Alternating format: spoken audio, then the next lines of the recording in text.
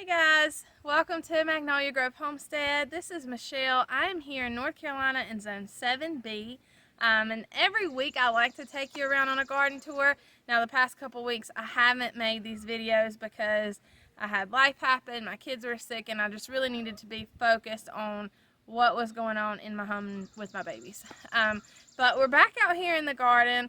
At the end of this video, I will put pictures of like all the massive harvests that we've had. We have harvested so many cucumbers and tomatoes and peppers, so much stuff.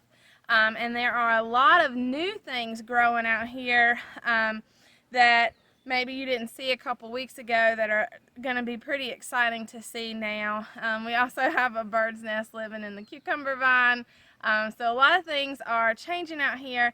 Now it is getting toward the end of July, which means that summer garden is right now at its peak, but will only be at its peak for another 2 or 3 weeks, probably. And then things are going to start dying off, which is okay because we're going to start planting things for fall. I remember when I first started gardening, and like every single year, I always thought that the only time you could plant anything was the middle of April. Note to self and note to you, things grow all year long. Now, you can't grow tomatoes in wintertime here in North Carolina, but you can grow other things. And so I plan to have a fall garden just like I had a summer garden, just with different food. And so we'll start talking about those things in the weeks to come. But today I want to walk you around the garden and kind of show you the things that are going on, the things that are growing. Now, my daughter came out earlier and harvested a lot of things, mostly tomatoes and cucumbers and stuff. But we'll see if there's anything left out here that maybe we looked over. You know, sometimes it is inevitable that you are going to miss a cucumber or something behind a vine or a leaf on a plant or whatever, because everything's green, right? So we'll walk around and go over that stuff. We also have cantaloupe, and so I want to show you how I'm going to support those melons as they grow on the trellis. Without further ado, I'll start walking you around. We'll start with the tomatoes. I want to show you some of the problems that I've had. So, for one thing, these leaves are curling up just because these plants need to be watered.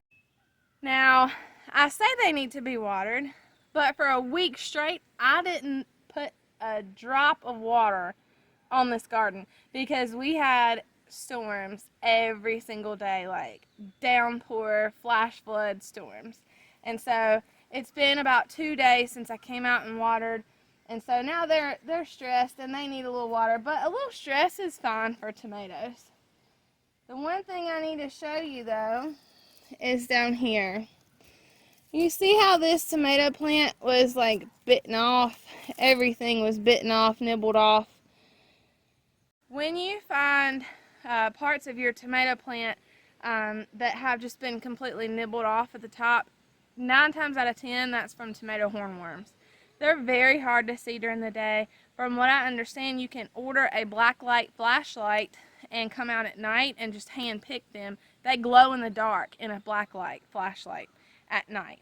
And so I've got to order one of those and come out here and try to find these dang worms that are eating my tomato plants. If we walk around the bed, I'll show you more. So over here, right on the opposite side of that plant that was completely nibbled to the ground, is another plant that has started showing signs of damage. And if you look in here, like right there, that is from a tomato hornworm. They have started nibbling on this plant. So I've definitely got to get out here and try to find them. However, these tomatoes, these are the black creme tomatoes, and they have been so prolific and so delicious. Oh my gosh, they're awesome. I think I'm going to grow them again next year. The only tomatoes that I haven't harvested from yet are the Mr. Stripey tomatoes. But I'm really excited about them because they look like they're going to be big, beautiful tomatoes. These are some of the Mr. Stripey tomatoes that I have never tried to grow before. I think they're going to be yellow, big, large yellow slicing tomatoes. It looks like I've got a little blight or nutrient problem with my German Johnson plant right here. I'm not sure if it needs to be fertilized. I fertilized a couple weeks ago, but then we had all that water and rain, and I'm sure that it probably just washed some of that mess out.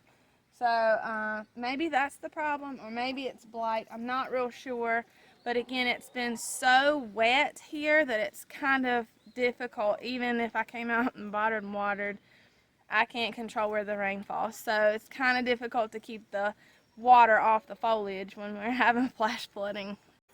These here are the little fingers eggplants, and I've harvested a few of these, but planting them right here by this cucumber vine was a horrible idea. I will not be planting anything right behind the cucumber vine next year, because these Armenian yard-long cucumbers, they like to take over everything. They just grab whatever they can find. I love these cucumbers. They will have a place in my garden next year. They have been amazing. They don't get bitter. Even when they get big, they don't get tough or mushy. They're very, very good cucumbers to have in the garden. So here is a baby cucumber, and it's about 2 or 3 days old. It's not very old. They start out about this long, and then before you know it, they're like this. And then in a day or two, it's going to be down to here and ready to harvest. I just wanted you guys to appreciate my bird's nest up there. I'm not real sure what's going on in that nest. I'm not sure if there are eggs, but I guess we'll find out. Oh, I see a cucumber that Carly missed. Let's see.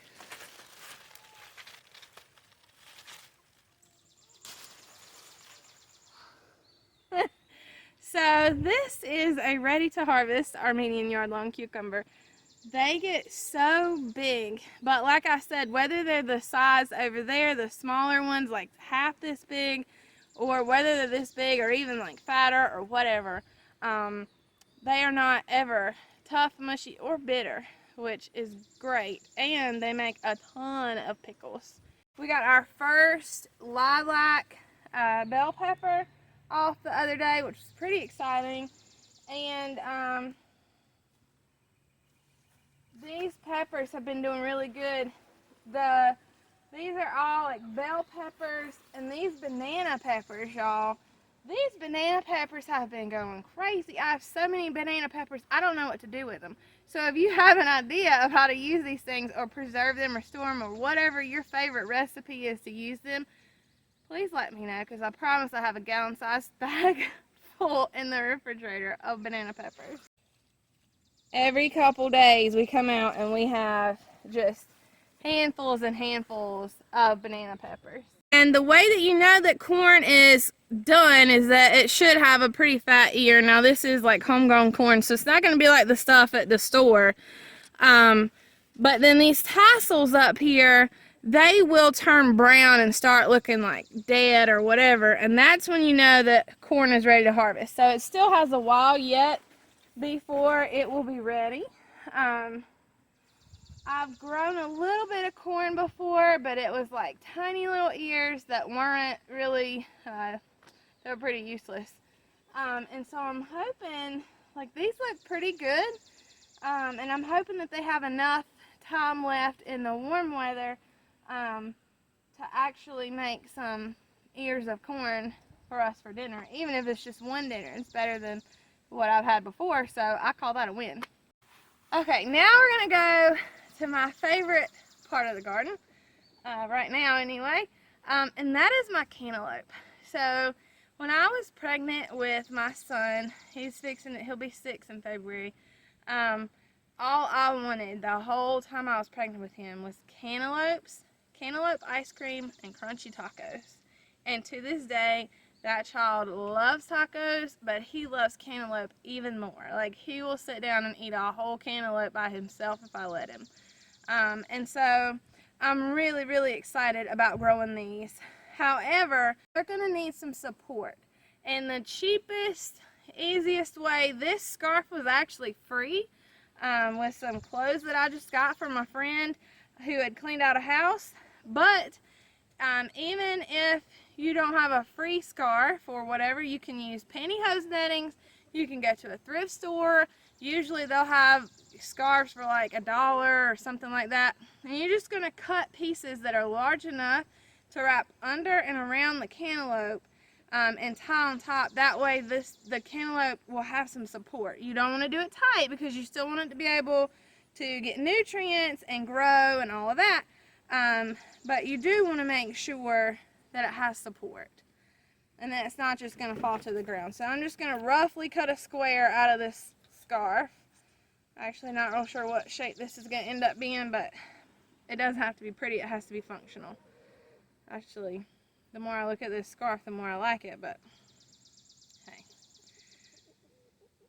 my cantaloupes come first, I guess. So I'll just show you on the first one, then I'll come back out and finish the rest of them for the sake of time. But we've got a rough cut square-ish something thing out of this scarf. And we're going to come into the vine. And if you see here, like right here, I've got 1, 2, 3 melons right here just on this one thing. So I'm going to come in and go around these cantaloupe and give them some support. So I'm not going to break off, break circulation to the vine or whatever. I just want it to be wrapped and supported. You're going to tie it just loosely, like that melon can still grow, right? And the vine, it's not pinching the vine or anything like that. It's still got room. So just make a tie or knot. And then I've got a little longer piece left here. So I'm going to come up with this corner and tie it up too. That way, this melon is supported. It's not going anywhere. It's not going to fall off. And you could even give yourself a little extra insurance and tie it to the metal frame. Yeah, just find yourself a piece that's long enough to go back to that cattle panel. Not sure if you can see in the video, but I'm wrapping the corners or the edges and tying them right around the cattle panel. That way the melon is not only supported in the vine itself, but it's also supported by the frame.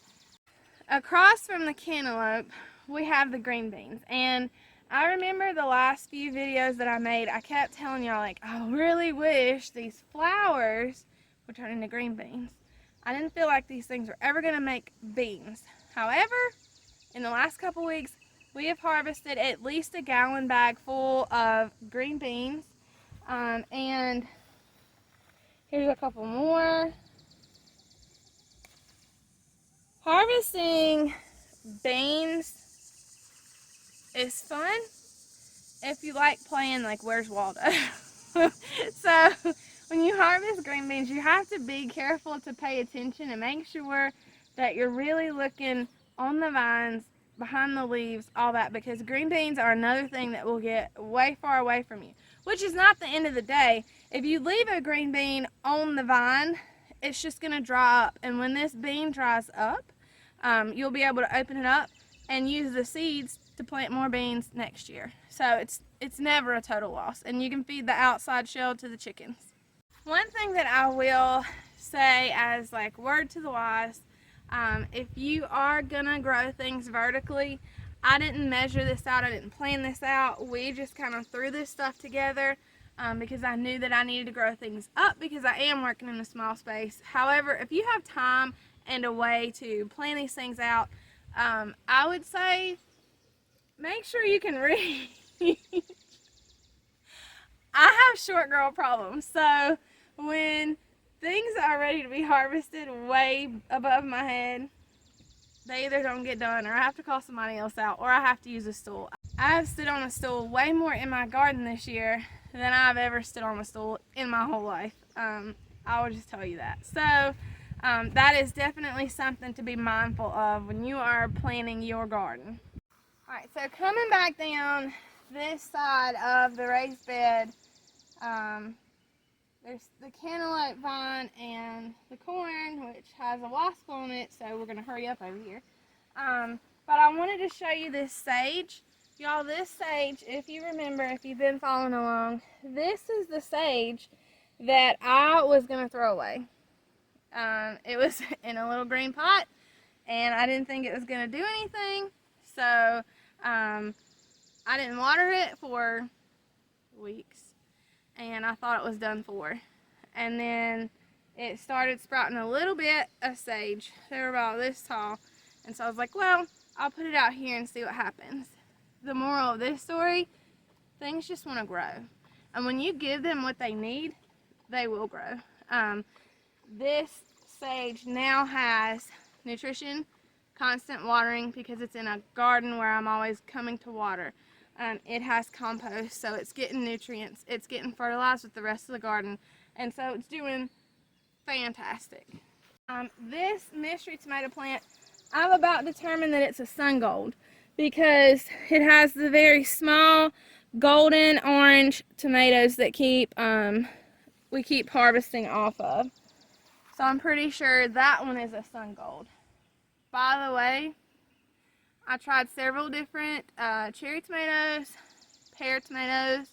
My favorite by far are the sun golds. They are very, very sweet and very prolific. This jungle looking mess right here, this is my Jing orange okra.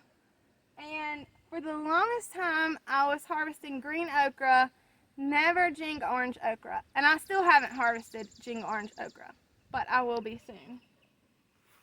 If you take a look, I have babies. Yay! They're very small, but they're also very loaded. And so okra is one of those things that grows really fast. And if you had a ton of okra plants, I would say to come out and harvest twice a day, because okra can go from being perfect to being too big and get woody and inedible like that. From morning to evening, it can be just a total ruin if you don't harvest it quickly enough. So a lot of times I like to come out and harvest okra, or at least check on the okra twice a day. If you look at the green okra, like I said, Carly already came out this morning and harvested what needed to be harvested, but this is a flower. If you've never seen it, this flower will open up, it'll be gorgeous and beautiful, and the bees will love it, and then it will become an okra pod. So the way that nature works in that way, like making a gorgeous flower which falls off and turns into an amazing fruit for you to eat, which also provides seeds for animals and things to plant throughout nature in their waste, is just amazing to me. And if you have problems like believing in God, for example, plant a garden, because I could never do this on my own. So I find so much peace and joy, and just I'm completely fascinated and wooed by the garden every time I come out here and see some other process that is happening that I have no control over. All I did was put a seed in the ground. On this trellis, if you see, I separated these beds out farther, which means that the cattle panel is stretched farther so I can reach the top. Now these are the first pickling cucumbers that I planted. We've been harvesting off of those quite frequently. I've made a lot of pickles. We've had a lot of cucumbers and salads and just plain old cucumbers. These are the succession plant cucumbers. So these are the ones that I'm counting on to be my cucumbers through the beginning fall garden. Now I told you to be careful about missing things. So this cucumber was hiding behind this leaf and Carly didn't see it, and it's just about to get too big. So we want to make sure when you come out and harvest your cucumbers that you really pay attention and go through every vine. This is an example of a cucumber that was left on the vine a little too long. Now, it still feels good and firm. It'll still be fine, I think. I'm not going to make pickles out of it. We'll probably just slice it or like quarter it and have spears or something with dinner. But pickling cucumbers really don't need to get that big. They really need to get no bigger than this, and this is actually a little bit big for a pickling cucumber. Last but definitely not least thing that I want to show you in the garden, and I haven't quite figured out the logistics of this, but we're going to make it work. So I planted zinnias that I got the starts from a local nursery, and they have done great. They are cut and come again. I've harvested them, put them on my kitchen table. They're absolutely beautiful. The bees love them. They actually curl up in the petals and go to sleep. And so I've enjoyed having them in my garden, but I'm really, really excited about my sunflowers. I can't really bend this plant over because this stalk is huge and hard. But if you remember, I told you back in the very beginning of building this garden that one of the dogs came out and had gotten into my flower seedlings, and they were strewn across the bottom of the garden. I didn't know what was what, so I planted what looked like still plants, and this sunflower was something that I was able to salvage. It has multiple heads. They have not fully opened up yet, but if you can look here, it's gonna have flowers all up the stalk. So all these branches are gonna have sunflowers, and I'm really excited about that. I've never grown sunflowers before. Alright guys, well that is it for this week's garden tour. I hope you enjoyed this video. I hope you got some value out of this content. Remember to go check through your green bean vines, check through your cucumbers, pull your tomatoes, check for hornworms, grab you one of those black light flashlights, and get you a scarf and go tie up your cantaloupe. I thank you for hanging out with me in the garden today. I hope you had fun. I'm going to go finish tying up the rest of those cantaloupe, and I'll see y'all back here next week. Thanks, have a good day, and God bless.